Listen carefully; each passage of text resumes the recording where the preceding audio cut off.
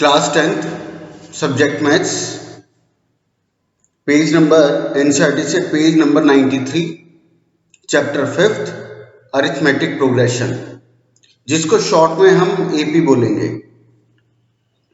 कई बार हम बातचीत में यूज करते हैं कि ये चीजें एक पैटर्न में हैं। अब पैटर्न का क्या मतलब है? पैटर्न का मतलब है कि वहां पे कुछ ना कुछ स्पेसिफिक है, कुछ ना कुछ यूनिफॉर्म है। जैसे कुछ चीजें इक्वल डिस्टेंस पे लगी हुई है, तो आप कहते हो देखो कितने पैटर्न में लगी हुई है। मान लो कहीं पर रो है और रो में कोई पहले बड़ा है, फिर उससे छोटा है, फिर उससे छोटा है, फिर उससे छोटा, फिर उससे छोटा, तो वहां भी हम कहते हैं कि ये पैटर्न में लगे हुए हैं। कोई नंबर्स हमने लिखे और वो भी हमने एक पैटर्न में लिखे। पैटर्न क्या हो सकता है? तो असेंडिंग ऑर्डर में हो सकता है, डिसेंडिंग ऑर्डर में हो सकता है। पहले बड़ा नंबर, फिर छोटा, फिर छोटा, फिर छोटा, फिर छोटा उससे, या छोटे से बड़ा बड़ा बड़ा बड़ा बड़ा, ऐसे असेंडिंग या डिसेंडिंग में हो सकता है। तो जो सभी चीजें पैटर्न में लगी होती है मैथमेटिक्स में, उसका एक टर्म यूज होता है सीक्वेंस एंड सीरीज। अब इसी सीक्वेंस एंड सीरीज में, इसका डिटेल 11th क्लास में है। इस सीक्वेंस एंड सीरीज में एक छोटा सा टॉपिक है अरिथमेटिक प्रोग्रेशन, जिसको हम शॉर्ट फॉर्म में एपी बोलते हैं। अब सीक्वेंस एंड सीरीज में कई टाइप की सीरीज होती हैं। उनमें से एक सीरीज, जैसे मैंने कहा, एपी है, अरिथमेटिक प्रोग्रेशन है। सभी का अपना अपना पैटर्न बनाने का एक तरीका है। एपी का भी अपना एक वे है। जैसे एपी हम कहते किसे हैं? कोई भी ऐसे नंबर्स जो एक ऑर्डर में लगे हुए हैं, एक पैटर्न में लगे हुए हैं। और खास बात क्या है, अब उसके लिए एक एग्जांपल लेते हैं। मान लो एक हमने लिखा 2, 5, 7, 9, 11, 15। अब ये देखो, ये सब पैटर्न में है। क्यों? क्योंकि ये असेंडिंग ऑर्डर में है। पहले 2 आया, उससे बड़ा 5 आया, फिर उससे बड़ा 7 आया, फिर उससे बड़ा 9, फिर 11, फिर 15। ठीक है, ये एक ऑर्डर में गए। अच्छा, एक दूसरा ले लेते हैं, 2, 4, 6, 8, 10। ये भी ऑर्डर में है, ये भी पैटर्न फॉलो कर रहे हैं। ये ऑर्डर में है लेकिन पैटर्न फॉलो नहीं कर रहे। पैटर्न कब होगा? जब उसमें कुछ ना कुछ यूनिफॉर्म होगा। ऑर्डर तो है कि असेंडिंग ऑर्डर में है, ऑर्डर में ये भी है कि असेंडिंग ऑर्डर में है, लेकिन इसमें एक पैटर्न फॉलो हो रहा है, कुछ यूनिफॉर्म है। और वो यूनिफॉर्म क्या है? कि सब 2-2 के डिफरेंस पे आगे जा रहे हैं। इसमें क्या हुआ? ऑर्डर में तो है लेकिन कोई यूनिफॉर्म पैटर्न फॉलो नहीं हो रहा। यहाँ पे 2 का, यहाँ पे 3 का डिफरेंस है, यहाँ 2 का डिफरेंस आ गया, यहाँ 2 का डिफरेंस आ गया, यहाँ पर 2 का डिफरेंस आ गया, यहाँ 4 का डिफरेंस आ गया। ऑर्डर में है लेकिन पैटर्न को यूनिफॉर्म फॉलो नहीं हो रहा। तो कोई भी ऐसे नंबर सिस्टम जब वो ऑर्डर में लगे हुए हैं, दूसरा उनमें कुछ ना कुछ यूनिफॉर्म है, और वो यूनिफॉर्म कुछ भी हो सकता है, किसी भी वे में हो सकता है। लेकिन जब हम एपी की बात करते हैं, अरिथमेटिक प्रोग्रेशन की बात करते हैं, तो उसके लिए उसमें पैटर्न जिसकी हम यूनिफॉर्म, वो उसके यूनिफॉर्म होने की बात कर रहे हैं, तो उस ऑर्डर में उनका डिफरेंस यूनिफॉर्म होना चाहिए। तो ऐसे सभी ऑर्डर जिसमें नंबर्स कॉमन डिफरेंस में लगे हुए हों, उनका डिफरेंस यूनिफॉर्म हो, उनका डिफरेंस इक्वल हो, उसे हम एपी अरिथमेटिक प्रोग्रेशन कहते हैं।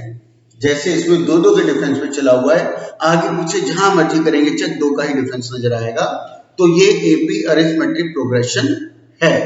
अब क्योंकि इसमें 2-2 का डिफरेंस पे नहीं है, या कोई भी पर्टिकुलर डिफरेंस इन नंबर्स में नहीं है, तो ये वाला ऑर्डर एपी अरिथमेटिक प्रोग्रेशन नहीं बोला जाएगा। तो किसी भी ऑर्डर के लिए अगर एपी बोलना है तो उसकी मिनिमम एलिजिबिलिटी यही है कि उसमें डिफरेंस सेम होना चाहिए, जिसको हम इसमें कॉमन डिफरेंस कहते हैं। एक तो हम बेटा बोले डिफरेंस, और एक बोला जाए कॉमन डिफरेंस। इनमें भी फर्क है। डिफरेंस तो कुछ भी हो सकता है। जैसे मैंने वो पहले वाला एग्जांपल लिखा था, उसमें 3 का भी डिफरेंस आ रहा था, 2 का भी आ रहा था, 4 का भी आ रहा था, और 3 का भी आ रहा था। उस ऑर्डर में 2-3 टाइप के डिफरेंसेस थे, लेकिन हमने जो सेकंड एग्जांपल यहाँ पे लिखा हुआ है इसमें डिफरेंस सबका सेम है। तो डिफरेंस तो कुछ भी हो सकता है और डिफरेंस यूनिफॉर्म भी हो सकता है। तो जब यूनिफॉर्म डिफरेंस होता है तो उसके लिए हम केवल डिफरेंस यूज नहीं करते, उसको बोलते हैं कॉमन डिफरेंस। और जब कॉमन डिफरेंस कहते हैं उसमें बोलने से ही लगता है पता कि जितना भी डिफरेंस है सारा कॉमन ही नजर आएगा, सारा एक जैसा नजर आएगा। तो एपी के लिए जरूरी है जितने भी आपके नंबर्स के ऑर्डर हों वो सब कॉमन डिफरेंस उनमें हो, तब वो एपी बोला जाएगा। चैप्टर बहुत आसान है, कंसेप्ट बहुत आसान है, सिर्फ 2 ही कंसेप्ट पे ये वाला चैप्टर चलेगा और केवल नंबर्स की गेम है और कुछ नहीं है, और कुछ दिमाग नहीं लगाना। कोई इसमें ज्योमेट्री नहीं, कोई इक्वेशन सॉल्व करना नहीं, बिल्कुल सीधा सीधा नंबर्स का तरीका है। और ये क्योंकि तुम्हारा 10th में तो चलो बेसिक है, 11th में ये पूरा चैप्टर डिटेल में मिलेगा, तो हमें जिसको भी मैथ्स आगे जाकर के लेना है तो 10th के अलावा 11th में भी यूज होगा। इस थॉट से आपको इसको तैयार करना चाहिए। तो इसका मतलब ये हुआ 2 का टेबल, ये 2 का टेबल ही था 2 के डिफरेंस पे, तो ये एपी हुआ। 3 का टेबल 3, 6, 9, 12, 15 क्या होगा, ये भी एपी होगा क्योंकि ये 3 के डिफरेंस पे जा रहा है। 10 का टेबल ले लो, 10, 20, 30, 40 है ना, वो 10 के डिफरेंस पे जा रहा है तो वो भी एपी हुआ। 15 का टेबल ले लो, 15, 30, 45, 60, 75, वो 15 के इंटरवल पे जा रहा है तो वो भी एपी हुआ। तो लास्ट बार फिर मैं रिपीट कर रहा हूं, अगर कोई भी नंबर्स का ऑर्डर जिनमें जहां मर्जी चेक हम लोग करें उसमें डिफरेंस सेम आ रहा है तो उसको कॉमन डिफरेंस कहते हैं। अब कॉमन डिफरेंस निकालते कैसे हैं, जरा इसको भी हमें याद करना है। मैं जानबूझ के ये 2 का टेबल ही मैंने लिखा है, डिफरेंस आपका यूनिफॉर्म में कैसा भी हो। अब जब हम डिफरेंस की बात करते हैं, अगर इसमें पूछा जाए कि इसमें डिफरेंस कितना है तो जवाब आएगा 2। वो ठीक है, बिल्कुल 2 आएगा, लेकिन जब आप ये वाला चैप्टर क्योंकि सब्जेक्टिव है या ऑब्जेक्टिव भी होगा तो डिफरेंस कभी भी ऐसे शक्ल देख के आपको डिसाइड नहीं करना। उसका रीजन आने वाले क्वेश्चन में थोड़ी देर में बताऊंगा मैं, लेकिन कभी भी शक्ल देख के आपको डिफरेंस नहीं करना। देखो ये हमारी एपी, इसमें ये फर्स्ट टर्म बोली जाएगी, ये सेकंड टर्म, ये थर्ड टर्म, ये फोर्थ टर्म, फिर 5, 6, 7 ऐसे टर्म्स आती चली जाएगी और ये आगे तक सीरीज आपकी जा रही है। तो ये A1 है, ये A2 है। डिफरेंस इसमें डिफरेंस को डिनोट करते हैं हम D से, बोलते हैं कॉमन डिफरेंस, लेकिन लिखते हैं नोटेशन वाइज सिर्फ D। D जब भी आप निकालोगे तो A2 माइनस A1 लिख करके निकालोगे। जब भी हमें D कॉमन डिफरेंस निकालना होगा तो हम A2 minus A1 second term minus first term succeeding minus preceding, और इसके अलग से मार्क्स भी होते हैं, इसलिए भी हमारा लिखना जरूरी है। तो A2 क्या है 4 माइनस A1 क्या है 2, डिफरेंस आ गया सीधा सीधा 2। अब उसमें यह बताने की जरूरत नहीं है कि A1 क्या था, A2 क्या था, A3 क्या था। ये लिखो, टर्म्स आपके पास है, उसको डायरेक्ट लिख करके आप ये काम आपको करना है।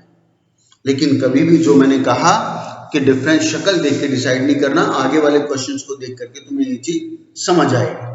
मोस्टली स्टूडेंट करते क्या है कि दिस माइनस दिस करना शुरू कर देते हैं, पहली माइनस दूसरी या दूसरी माइनस तीसरी। यह आदत हमें शुरू से ही बिल्कुल नहीं डालनी और ये कंसेप्ट भी नहीं है।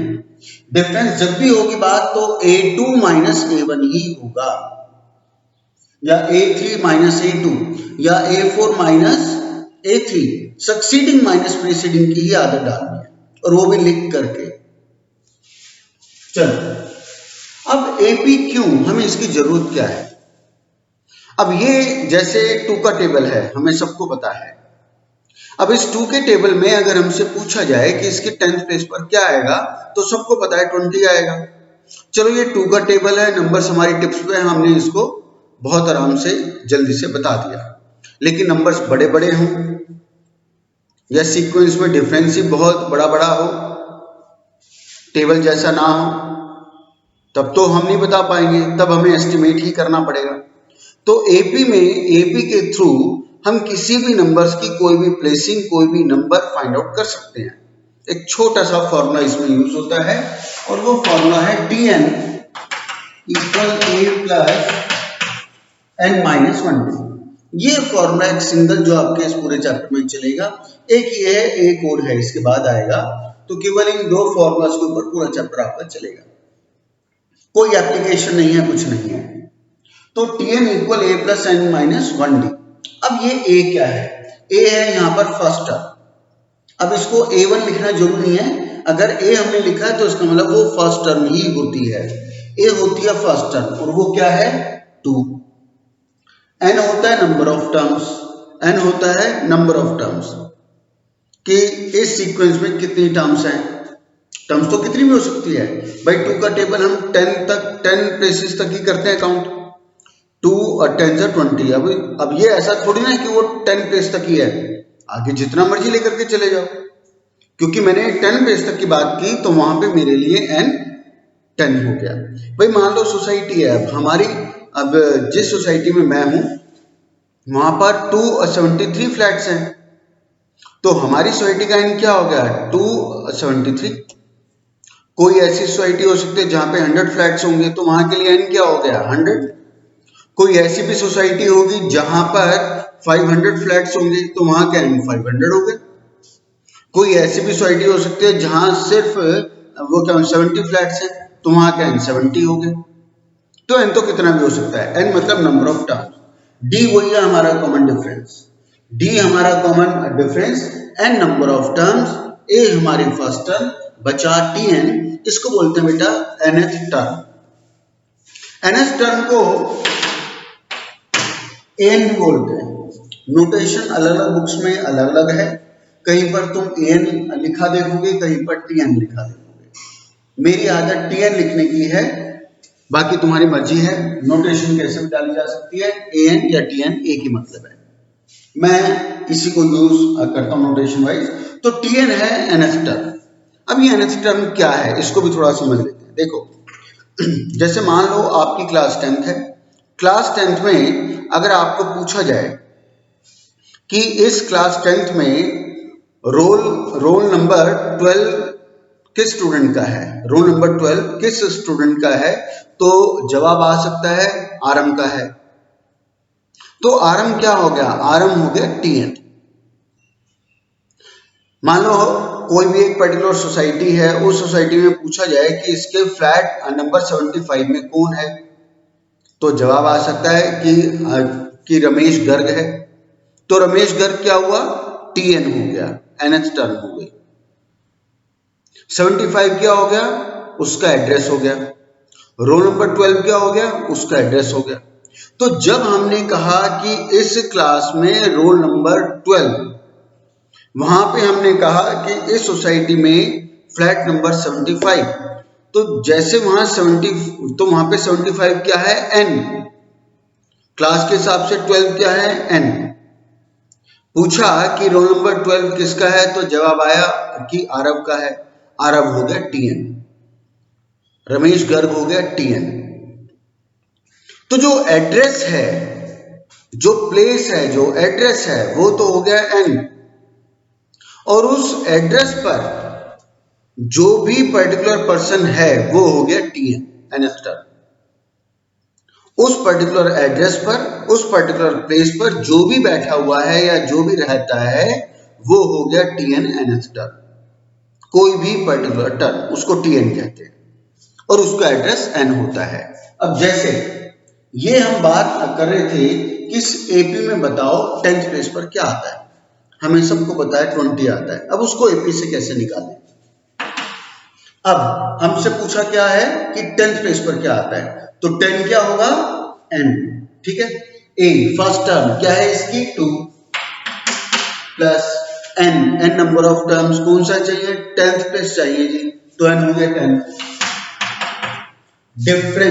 डिफरेंस आपको आदत डालनी है, d equal a2 minus a1 4 minus 2 2, direct बिल्कुल मत लिखना। तो अब इसको खोल के जो भी होगा ये आ गया 12, 9 इंटू 2 12, 18, ये आ गया आपका 20। तो 10th प्लेस पे क्या है 20 और यही आता है और हम सबको पता भी है। दूसरा, अब इसमें एक काम और करना, यहां पे इसको लिखिए T10। T10 का मतलब है 10th टर्म हमें इसमें डिफाइन करना है। Find the 10th term T10, ऐसे आपको लिखना है। ठीक है, नेक्स्ट। और क्या हो सकता है, और अब ये क्वेश्चन कैसे आ सकता है। अब ये देखो, इस फॉर्मूले में टोटल कंटेंट कितने हैं, 1 2 3 और 4। एक Tn, एक A और एक N और एक D, टोटल 4 आइटम है। 4 में से जनरली एग्जाम में एक आइटम गायब करता है, 3 आइटम आपको देता है। जैसे इसमें A भी हमारे सामने है, D भी हमारे सामने है, N उसने बताया था 10th टर्म फाइंड आउट करो, 3 टर्म का पता लग गया। 4th टर्म उसने वो कौन सी मांगी थी, 10th टर्म T10 मांगा था, वो हमने फाइंड आउट किया। ऐसे क्या हो सकता है, Tn भी दे देगा, A भी दे देगा, N भी दे देगा, बोलेगा डिफरेंस बताओ। पॉसिबल है, Tn भी दे देगा, A भी दे देगा, D भी दे देगा, बोलेगा N फाइंड आउट करो। तो चलेगा इसी में से कुछ ना कुछ गायब होगा, कुछ ना कुछ लेगा। इसी का दूसरा एक वे ले लेते हैं। अब आपसे पूछा जाए कि बताओ इस AP में 18 कौन से प्लेस पर आता है। ये कोई AP है और वो बोलेगा बताओ इसमें 18 कौन से प्लेस पर आता है। हमें सबको पता है 9th प्लेस पर आता है। अब AP से निकालते हैं, कैसे आएगा। अब ये देखो, ये इसने कहा 18 कौन से प्लेस पर आता है। मैं तुमसे ये पूछता कि उस सोसाइटी में रमेश अग्रवाल कौन से हाउस नंबर में रहता है, कौन से फ्लैट नंबर में रहता है। तो मैंने तुमसे एड्रेस पूछा, एड्रेस मतलब N पूछा। रमेश अग्रवाल मैंने वो पर्टिकुलर पर्सन तुम्हें बताया, वो पर्टिकुलर नंबर मैंने तुम्हें बताया पर्सन, वो क्या हो गया, Tn हो गया। कि वो Tn कौन से नंबर पे रहता है, उसका एड्रेस क्या है, उसका प्लेस क्या है।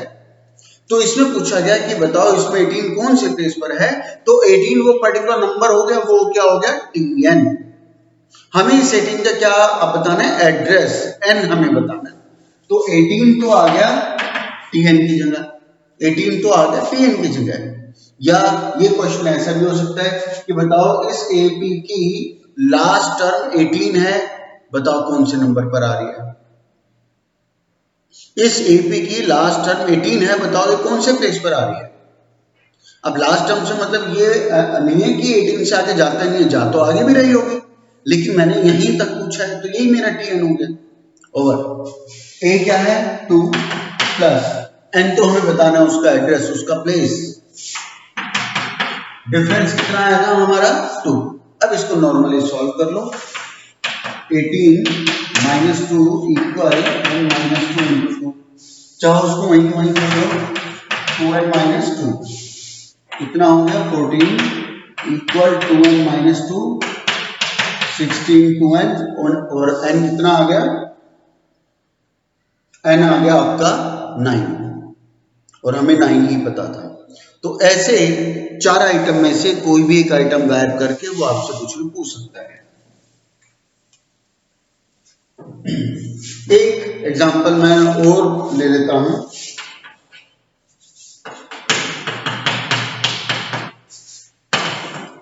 ये एक AP है -5 -7 सॉरी -5 -1 3 7।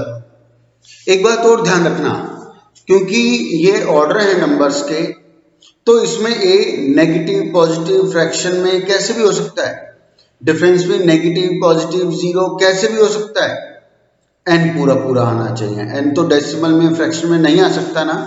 तो अब इसमें कहता है बताओ इस AP की 10th टर्म क्या है, find its 10th term, find its 10th term. चलो तो अब find its 10th term T10। A क्या है -5 प्लस N क्या है 10, मैंने बताया 10th टर्म बताना। डिफरेंस अब पहले तुम सोचो क्या आएगा इसका, सोच लो इस AP में डिफरेंस कितना है। अब मुझसे देखो A2 माइनस A1, A2 क्या है सॉरी A2 क्या है -1 माइनस ये माइनस ये वाला है, और A1 क्या है -5। A2 क्या है -1 माइनस ऑफ A1 क्या था, -5, -1 + 5 क्या आ गया, +4। अब तुम अपना खुद जज कर लो कि तुमने ठीक सोचा था या गलत। इसीलिए मैंने कहा था डिफरेंस को कभी भी शक्ल देख के नहीं डिसाइड करना। अगर तुमने ये डिसीजन किया तो गलती होने के पूरे पूरे चांस है और शुरू से आपका सॉल्यूशन गलत हो जाएगा। तो डिफरेंस हमारा +4 आ रहा है। अब नॉर्मल सॉल्व कर लो, +9 × 4, ये आपका आंसर प्लस माइनस करके आ जाएगा। एक और ले लेते हैं, एक और ले लेते हैं।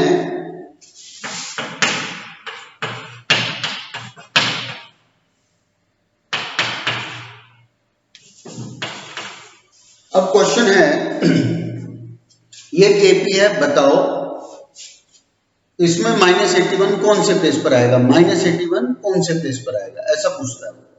या पूछ सकता है कि इस एपी की लास्ट टर्म -81 है, एन फाइंड आउट करो, कौन से प्लेस पर है उसका एड्रेस बताओ, ओवर। तो -81 क्या है, लास्ट टर्म, और लास्ट टर्म को हम क्या कहते हैं, टीएन, nth टर्म। तो टीएन की जगह तो आ गया बेटा -81, ए क्या है 21 प्लस एन, तो उसने हमसे पूछा है कि इसका एड्रेस बताओ। D difference A2 - A1, A2 - 21, यह आ गया -3। बस अब इसको खोलो और एन फाइंड आउट कर सकते हैं। तो इस तरह से क्वेश्चन चलते हैं। एक और लास्ट में एग्जांपल ले लेता हूं। मान लो क्वेश्चन आ जाए और ऐसा 1 मार्क्स में 2 मार्क्स में आता भी रहता है, वो आपको बोलेगा कि दो दो डिजिट वाले 3 से डिविजिबल कितने नंबर्स हैं। दो दो डिजिट वाले नंबर 3 से डिविजिबल कितने हैं। तो पहले तो हम वो सीक्वेंस लिखेंगे, numbers two digit number which are divisible by 3 are, बताओ कहां से शुरू होगा 3 का डिविजिबल 2 डिजिट वाला पहला नंबर क्या होना चाहिए, सोचो। तो पहला हुआ 12, भाई दो डिजिट वाले हमारे 10 से शुरू हो रहे हैं, लेकिन 10 3 का डिविजिबल नहीं है। फिर 11 3 का डिविजिबल नहीं है, 12 3 का डिविजिबल है। तो 12, 15, 18 डैश डैश डैश, लास्ट में देखो 2 डिजिट का लास्ट नंबर कौन सा पड़ेगा, सोचो। 99, लास्ट में पड़ेगा 99।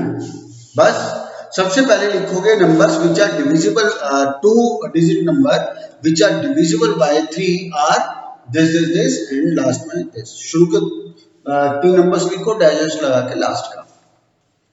अब हमें बताने का है कि ये कितने नंबर्स हैं, क्या फाइंड आउट करना है, टीएन या एन, एन फाइंड आउट करना है।